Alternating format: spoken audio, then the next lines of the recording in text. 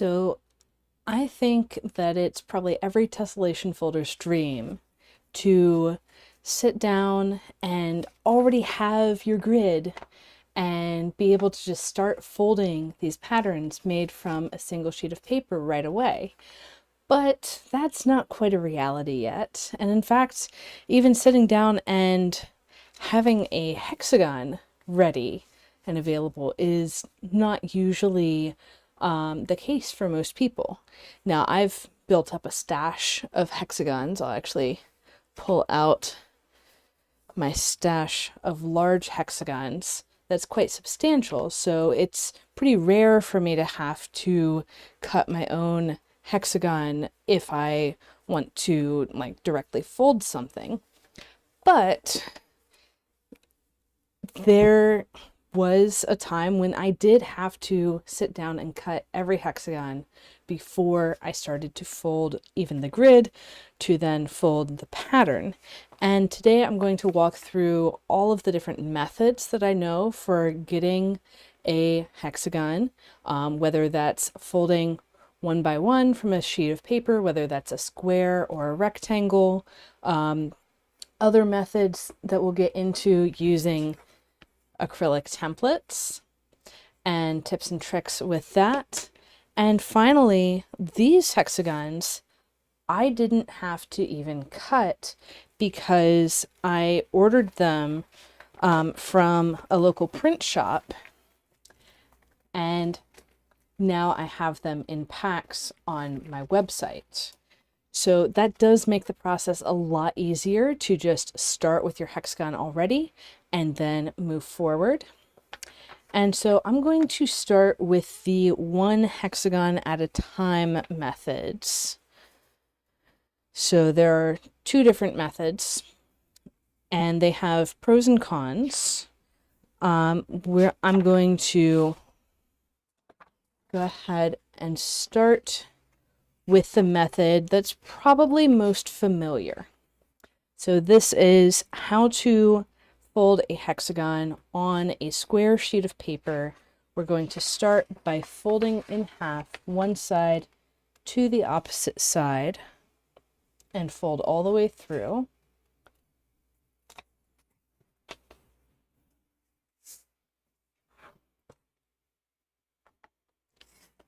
And feel free to jump in the chat and ask questions, make some comments. Tell me what method you're using to fold your hexagons. Now that I have that halfway mark, I'm going to fold each side into the center.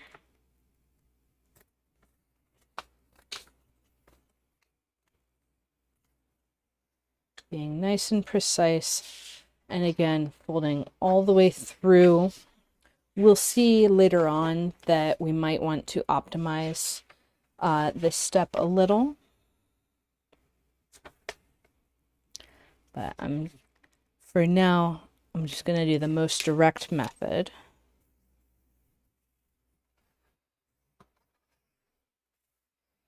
And now it's time to get the 60-degree angles that we need for this grid. So I'll just draw on this quarter line really quick. I'm going to draw most of the way across. To make that easier to see, I'm going to pivot on the 1/2 line right at the end and bring the corner of the paper to this 1/4 line.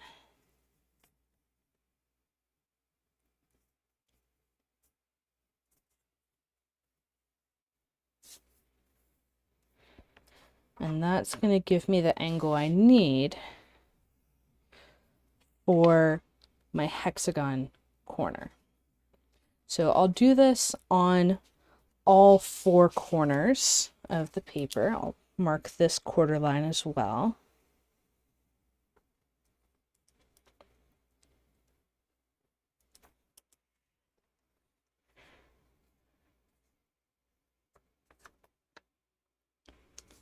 And again, this is the most common method that doesn't mean that it's the most efficient in terms of the usage of paper, or the best for origami tessellations for that matter. So I'm kind of going through here techniques from least favorite to most favorite. So you're going to want to stick around to the end to figure out what technique I actually prefer the most.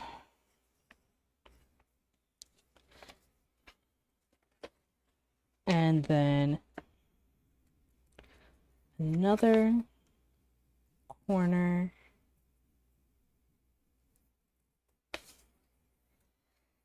And you might think, okay, great. I've got those corners. That's my hexagon, right? Wrong. These lines are actually going too far. The actual hexagon cuts off somewhere in here. And how do we find that point? Well, we need to add more lines through the middle of the hexagon. Now, if we're defining these two sides, these parallel sides, as sides of the hexagon, then the way we find the middle of the hexagon is we take these, and I'm going to reverse them. I'm going to reverse one of them to a mountain fold and bring that over to the opposite side. And yes, my head is going to get a little in the way of the camera for this. So now I'm folding through the center, and I've done that for one side. I'm just going to take a moment while that line is folded to mark these crossings.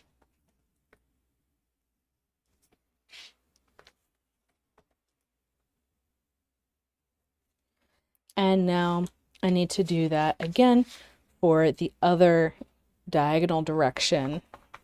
I'm going to take one of these folds with the corners, make that into a mountain fold, bring my new fold up, and you might be wondering, well, how do I know that I've done this precisely? And the answer to that is there's only one way to precisely fold a line to another line. You might know that there's infinitely many ways to fold a point to a line, and mathematically speaking, that has some very interesting properties. You can actually create a whole parabola by doing that. But when you're folding a line to a line, that only happens one way. It's always going to be precise. Okay, so now I have these 4 X's, and those are the true corners of this hexagon. So the corners at the halfway fold, and then those 4 corners, and we can fold our sides up. And here we're matching the line on top with the line down below in our folds. So because these lines are crossing, that is a unique point. And likewise over here. So we have very good references for these folds. And unfold and do the same on the other side.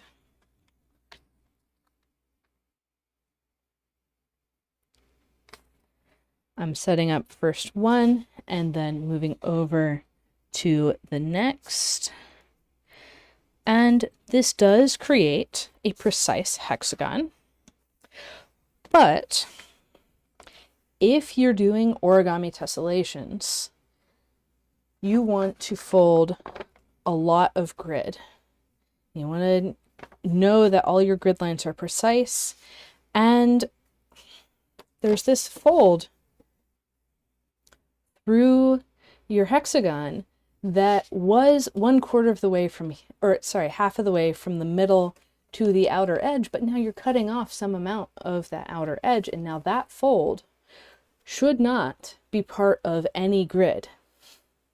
Should not be part of any grid if you want an integer number of divisions along your central axis.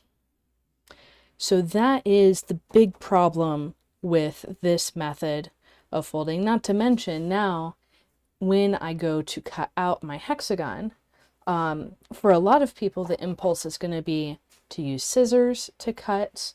I would say the scissors are the least precise method for cutting out a shape like this. Something more precise would be a X-Acto knife in conjunction with a straight edge, preferably a transparent straight edge like this quilting ruler. And what I do when I want to cut something like this is I put the fold up at 90 degrees, nestle my ruler in against the fold. It's not going to get any more precise than that. And then if I want to use my knife, I can come in and always pulling towards me, slice along that edge. So that's a relatively precise cutting method.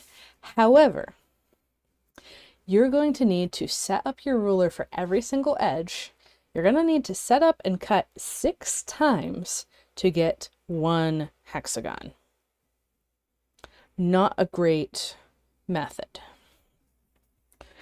but it is in fact pretty precise, and you can get good hexagons cutting out one at a time. And I can even check here, when I fold, it leaves a little bit of a scar on the paper, and I can check that that cut really is on the scar. So it is a precise method. It is tedious, and you get extra lines on the paper. That's the downside. Particularly these extra lines that are not grid lines are parallel to the lines that are already folded through the center. And there's another layer. There are lines already folded through the center in a particular orientation. That means that if you fold a rotated grid, you now have twice as many grid intersections at the center, and that's a weak point that is more likely to tear. So that's a downside of having folds already in your hexagon when you go to start. Now, the next method for getting a hexagon out of a square sheet of paper actually is the most efficient method in terms of the space, the size of the hexagon. So the most efficient method for the size of the hexagon in the square is as follows. It's a little more complicated, but not too bad. So we're going to start by folding in half on the diagonal.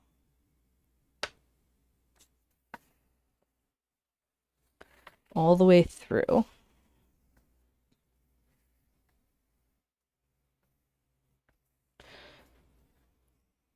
And this actually is a good test for whether your paper is actually square.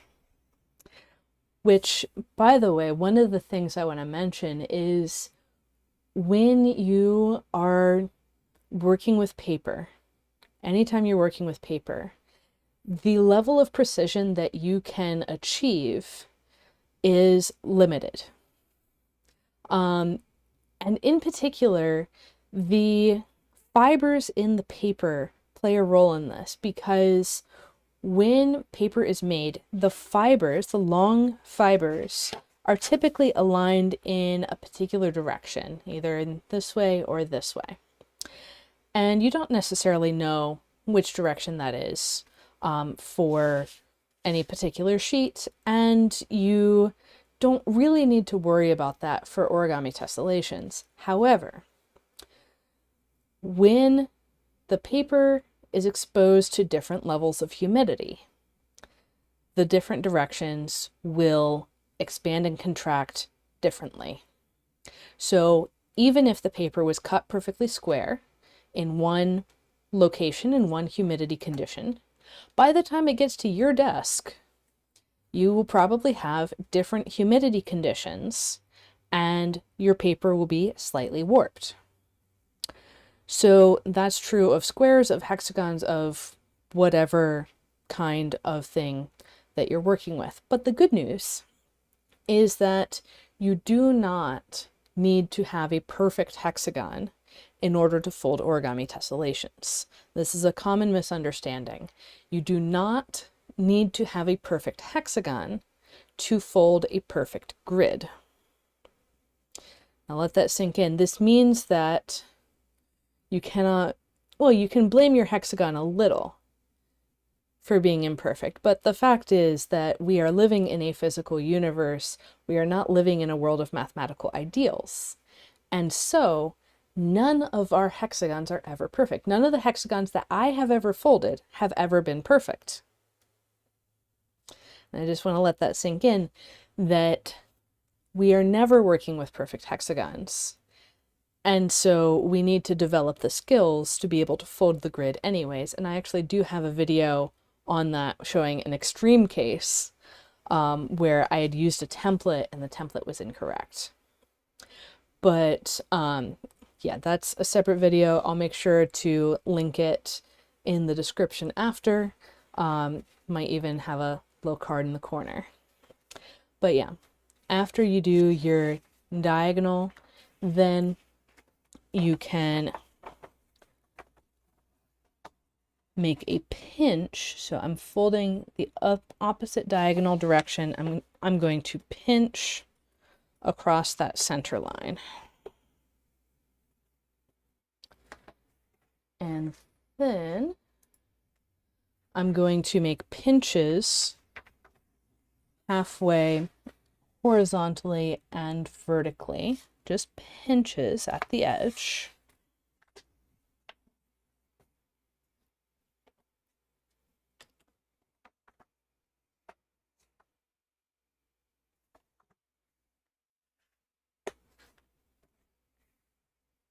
In both directions for those horizontals and verticals.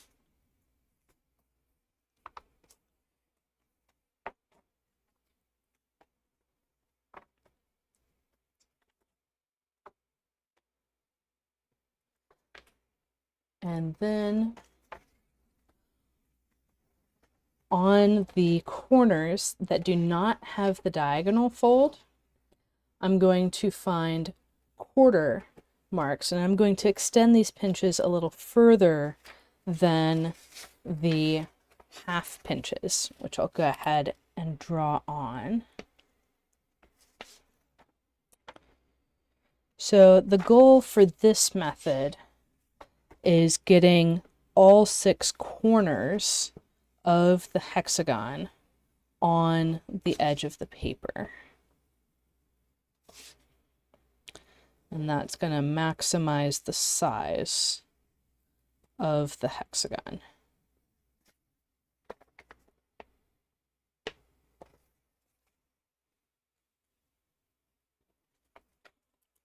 So I'm going to do my quarter pinches in the corners without the diagonal fold. And I'm going to do them a little longer than the halfway pinches.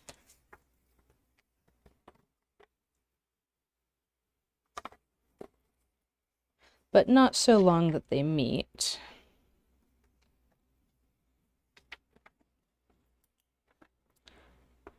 I just remembered that I said something earlier about optimizing the quarter folds for this method. You could, if you're doing it often enough, figure out where that fold is going to land. And instead of folding all the way across, you can just fold where you need it for the reference.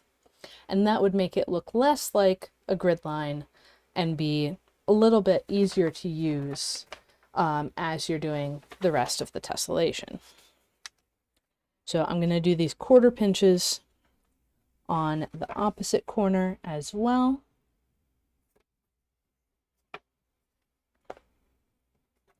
So anytime you're working with a method, you can always fine-tune it to be better for your specific purposes. And then next, we're going to fold a line through the center point such that these half pinches end up on the quarter pinch lines. So one of these we're going to be able to see and the other we are not. I'm using the intersection of the diagonal fold and the pinch in the middle to help me pivot. And I'll place this half pinch on the quarter pinch line. And to really get the precision, I'm actually going to flip over so I can see what I'm doing over here and make any minor adjustments necessary to get that half pinch onto the quarter pinch line.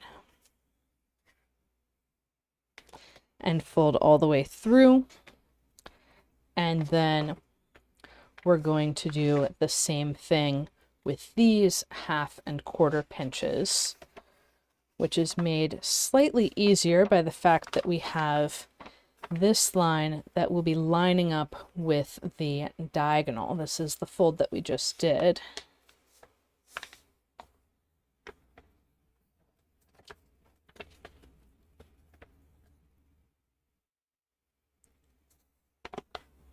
And that's going to be a great indicator of precision because this is a long distance away. So as long as the fold's going through that point, then this fold is a great indicator that the angle is correct. I'll go ahead and fold through and we can double check on the other side whether we got that right. Pretty close. Good enough. And now we have all 6 corners of our, actually, no, not quite. We have 4 corners that are on the edge of the paper. I misspoke earlier. It's not 6 corners on the edge. The last thing that we need to do is make a pinch where this diagonal to the corner goes out past the edge of the paper. We're going to fold right over the edge there and pinch. I'll make a little mark because that actually is going to be our corner. We want to make sure to flip over and do that on the opposite diagonal corner as well. And a little mark. Now we have all 6 corners of our hexagon.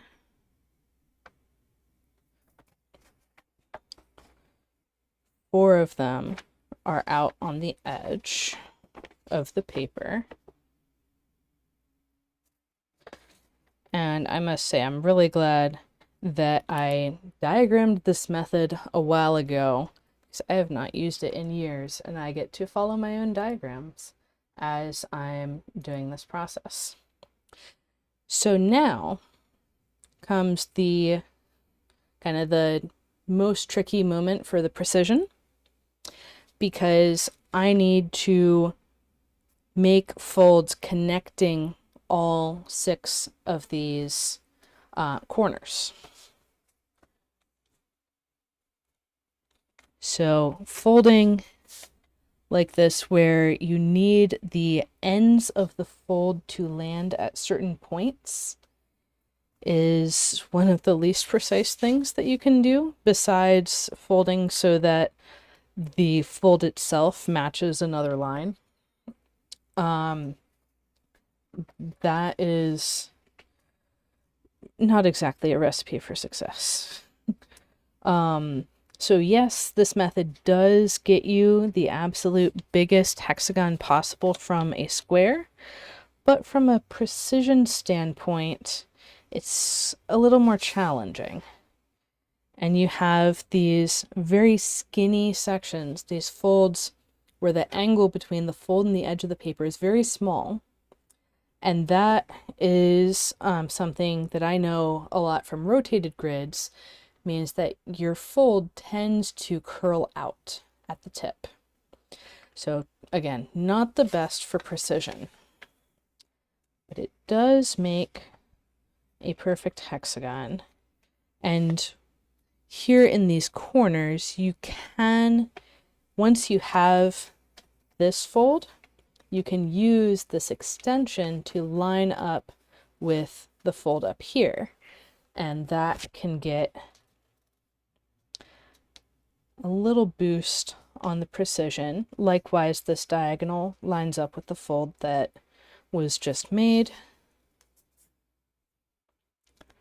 But the really tricky part is getting that teeny tiny angle to land the fold precisely at the point where you want it to go.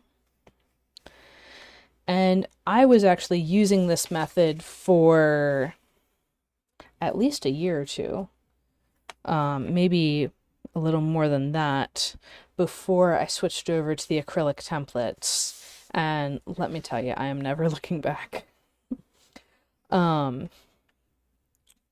So with this method,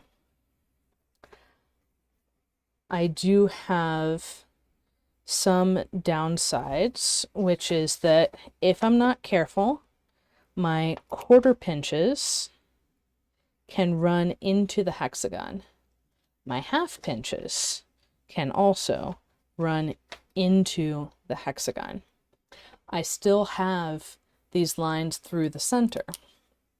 These are all downsides that I talked about with the last method of folding a hexagon from a square that make it more challenging to fold a grid cleanly, and in particular the lines already going through the center make it much more challenging to fold rotated grids without tearing the center.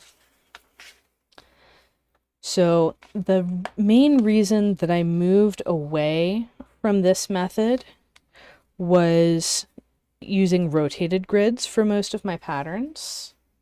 So if you're not at the stage of using rotated grids yet, this pattern is perfectly fine.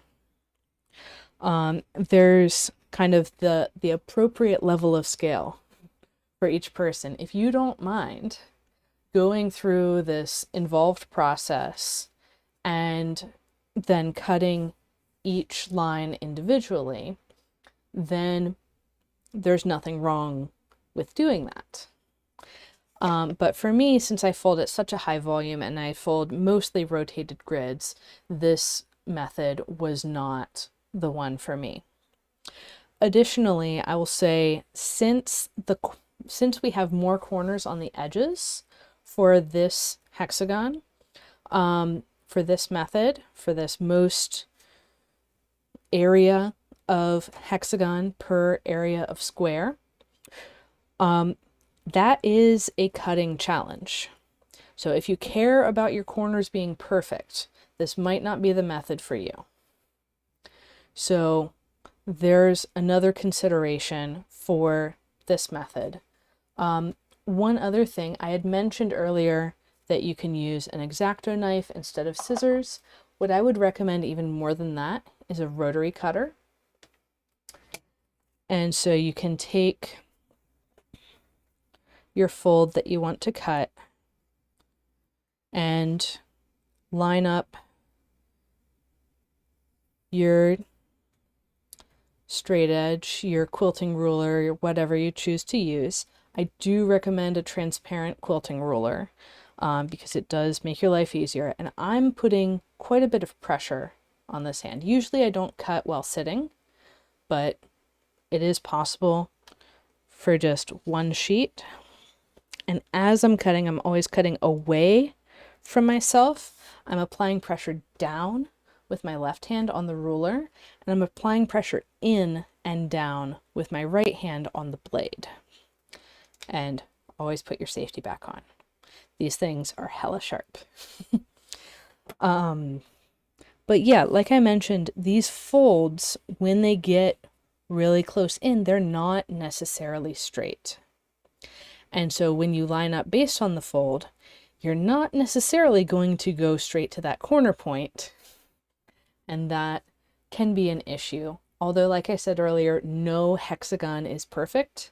No physical hexagon is perfect, partly because of the humidity issue, partly because of human error, partly because, as far as we can tell, reality is quantized, although we don't really get down to the atomic level when we're folding origami tessellations.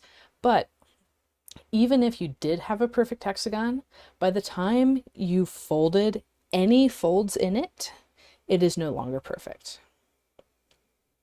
So that's another thing to be aware of when you're folding your grids.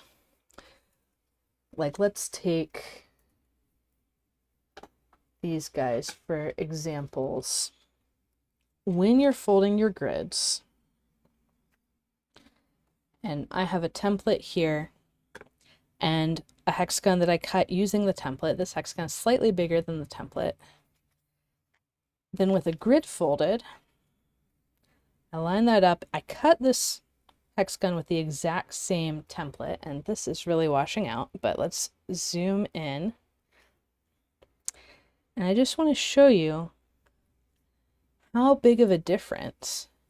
I'll move this over. So I've tried to align one side and leaving the other side. You can see a gutter all the way around the folded grid. It's going to be a little more stark if I put it on the template itself. You can see a little bit of brown all the way around. When you put folds in the paper, it shrinks the paper. So even if your cutting is exactly perfect, by the time you've put folds in the paper, particularly when you get down to a tiny size and you're adding, say, 16 folds across before you're doing the other direction, the other two directions, well, now you have an imperfect hexagon because those 16 folds have shrunk that direction. So we're never really working with perfect hexagons in the first place.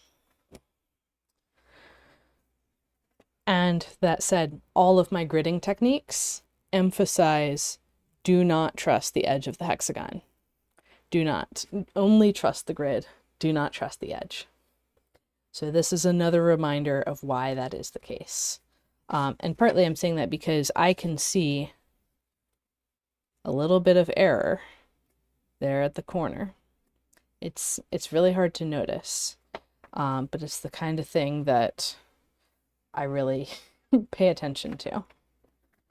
Okay, I have one more method that is using a single sheet, folding a hexagon on it, and continuing onwards. And this is actually a great method if you're doing, say, 32 division standard grids. So if you have a rectangle that is wider across, like longer this way, than a hexagon with this height, then this is the method that you do. So otherwise you use the method I taught first on a square, but this is the method if your hexagon's going to actually take the whole height of the paper. So we start folding in half like a hot dog, so in half in the long direction. And one little challenge that I'm going to have with this particular sheet of paper is that the corners of the sheet two of the corners are a little munched off. That is a manufacturer error. It just happens sometimes, but we can deal with that. Even right now with one line through, I'll go ahead and draw that line. We can start putting in the 60-degree angles. And I'm going to start by pivoting through one corner and bringing the other corner to the center line. This is exactly mathematically equivalent to, and again, here my corner was munched off, so I'm kind of visualizing where exactly that goes. It's exactly mathematically equivalent to doing the quarters and then pivoting on the center and going to the quarter.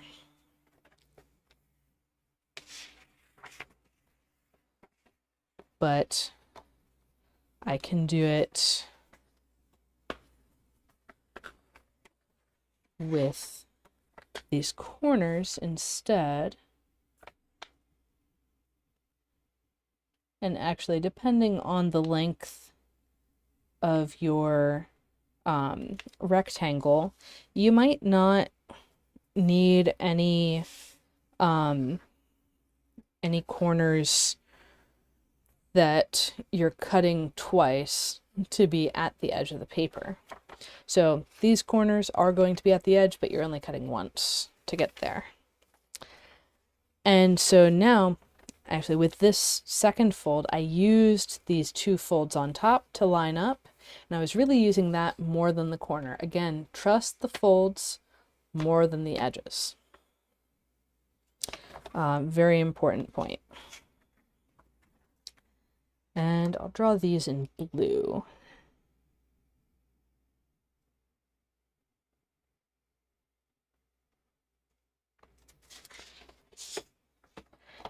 And this is a process that you could refine if you have a particular size of hexagon that you're always using, or sorry, size of rectangle.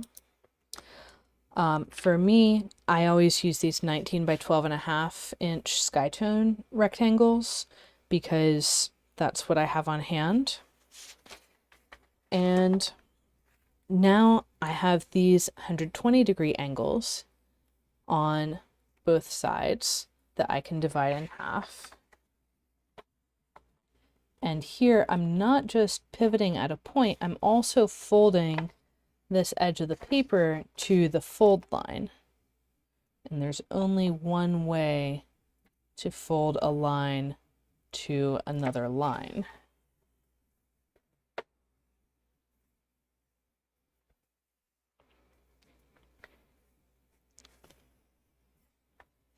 And you might notice this is the exact same technique that I would use to fold a grid on this rectangle. I have a whole video on how to fold triangle grids on rectangles. That's because, yeah, it really is the exact same technique. We're basically getting a triangle grid on this rectangle and then cutting a hexagon out of it.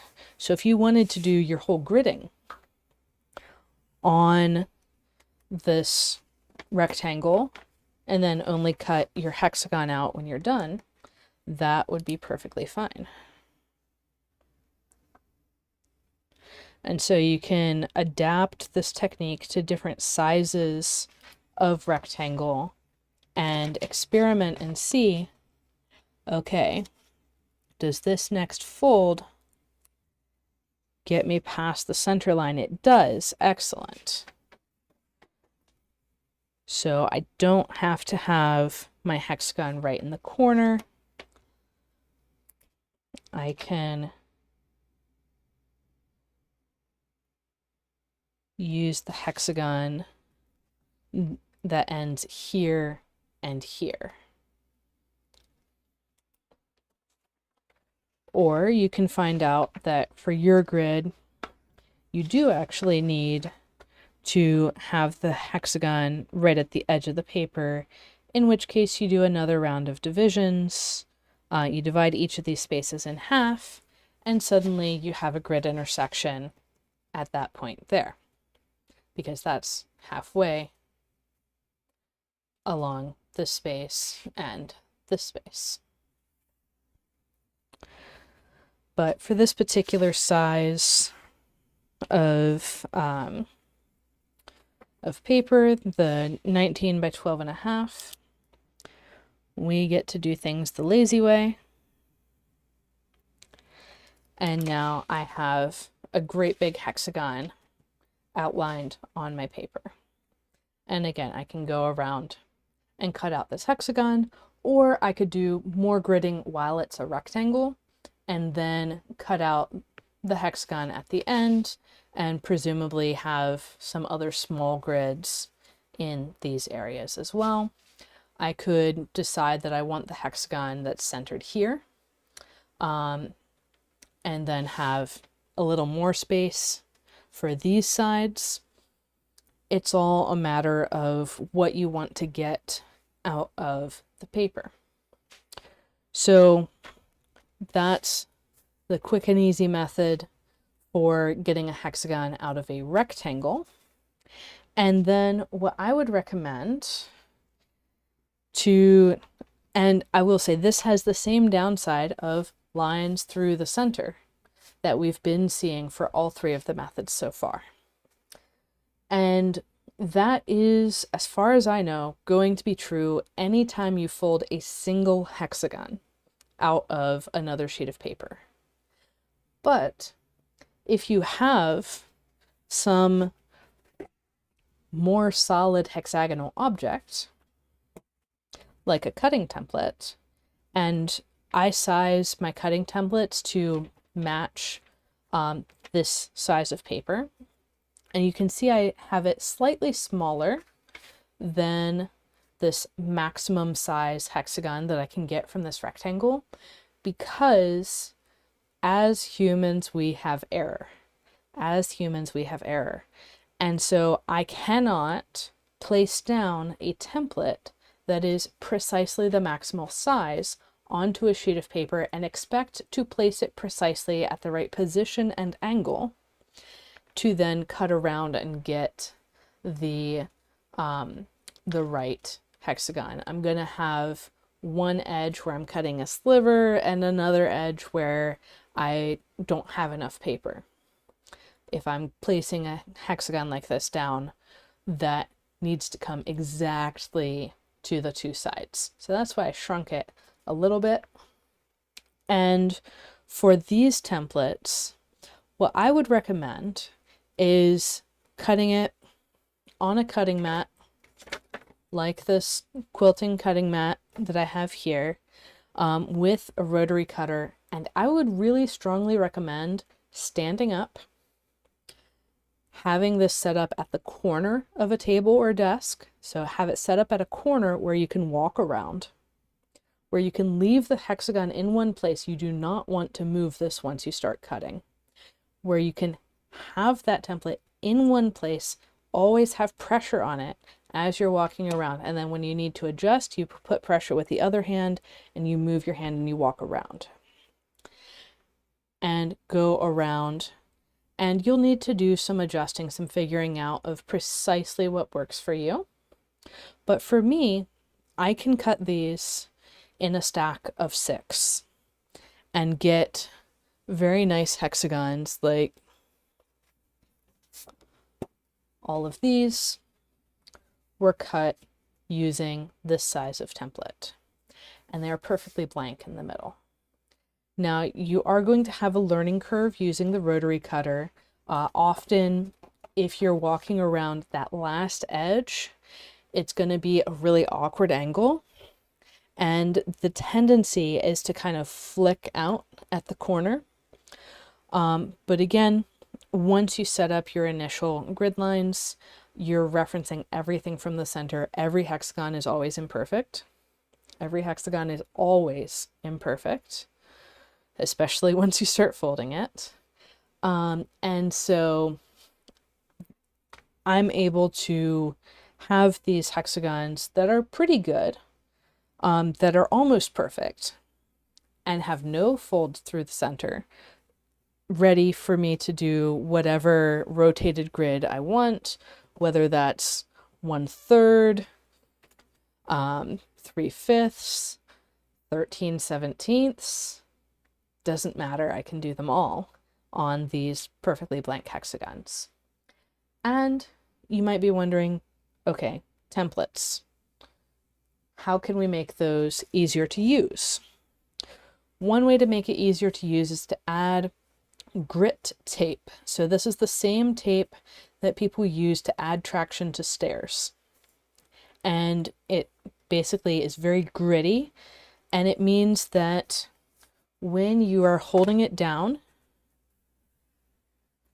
like I'm holding this very loosely, and it's staying with the paper. If I did the same thing with the same size without the grit tape, so big difference. And even these larger templates slide very easily if they do not have grit tape underneath, and this is exacerbated if you're folding on a stack of multiple sheets. I only use that for this specific template. I could use it for some of the others, but it's something where I have the core strength and the force required to hold it more easily without it moving, so I'm not as concerned about the grit tape for myself, but it's very, very helpful if you're having trouble with your template sliding around. And then the other thing I'll mention is that you can take any of these single hexagons that you have folded, and again, preferably one that is not maximum sized. So this one on the dark blue sheet, you could take this size of hexagon and then take it and make a copy of it out of a more durable material. So something like a really heavy cardstock or press board, chipboard, poster board, and in general, with something you want to use a rotary cutter with, you want to have at least some thickness to it. I get these templates made out of 1/8 inch acrylic. And these acrylic templates are also available at gatheringfolds.com, by the way. And so you can make your own template. Like, let's say you're somewhere that's more expensive to ship to from my shop. You're outside of North America, or really even just outside of the US. It's going to cost $30, $40 to ship something to you. You can find a local makerspace that can manufacture a acrylic hexagon template, and you can get my files to help that process along. Those are available at training.gatheringfolds.com. If it's not already in the description, I'll make sure it's there in the replay, or by the time the replay comes out, which is, in 10 minutes or so. And so you can use those files to have someone local make one for you. You can also use those files to have my manufacturer make one for you. That's the instructions for that are in the place where you can get those files. And those are all options for getting your new hexagon. I just want to point out the difference in efficiency. This edge is a teensy bit shorter than that edge, so if you prefer this method, it's not going to be that much smaller. But anyways, so yes, you can have a template made locally. You can also get them from my shop. And that brings me to the third option, which is not single sheets folding hexagons one by one and then cutting them out one edge at the time, not templates where you're cutting all the way around and getting nice blank hexagons, but actually just getting the hexagons. So this is something that I started working with a local print shop on last year. And it started with these small hexagons about 5 inches per side. And these have pretty good corners. The corners are not absolutely mathematically perfect, but again, they never are. But the method that I'm using to make these is die cutting. So I had basically a cutting stamp made in this shape. And then they have a machine where they feed in a sheet of paper and then they stamp it and out pops a hexagon. Pretty awesome. And then earlier this spring, I had them make a bigger size of this stamp that can get 5 of these sheets from a massive rectangle of Skytone. So this is my favorite paper, Skytone, and you can get it directly in hexagons, no cutting required, at gatheringfolds.com. And I'll have new stock and new colors coming out in the next month as I prepare for Advent of Tess 2026. I just wanted to let you all know that these options are available. One other thing that I do for Advent of Tess is I get the crease patterns printed on these cutout hexagons, which is super helpful. So then you don't have to cut out the hexagons for your practice pieces. So if cutting hexagons is a struggle, there are ways that you can get help with that. There's also some people in the origami community who really like cutting out hexagons and pentagons and other shapes as a hobby. And if you go to the Origami USA convention, you'll probably meet them.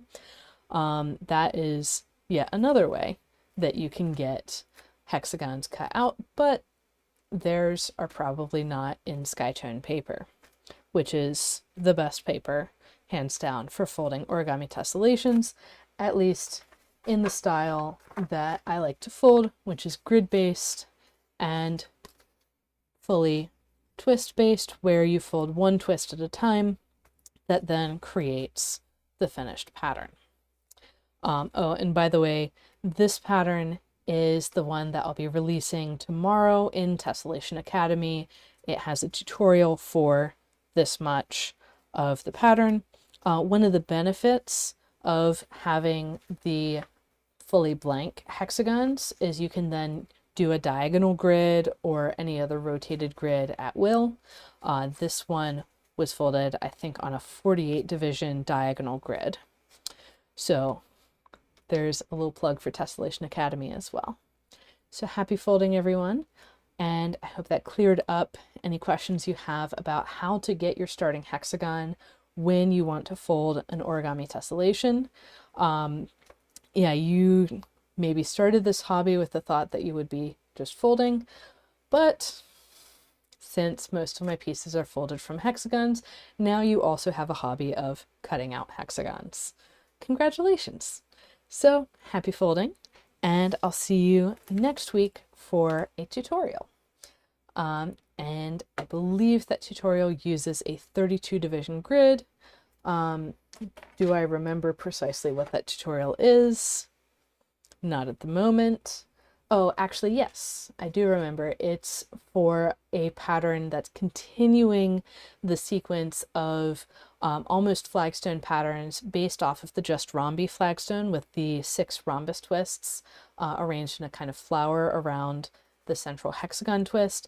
This one puts those repeats even further apart, and I'm going to be talking about how you can create variations on that pattern too. So you can go and explore a whole family of related patterns that have this almost flagstone situation or style, and be able to see really an infinite many, like an infinite family of patterns that are fun to fold on the more challenging side, but definitely still achievable for most tessellation folders. So happy folding, and I will see you next week.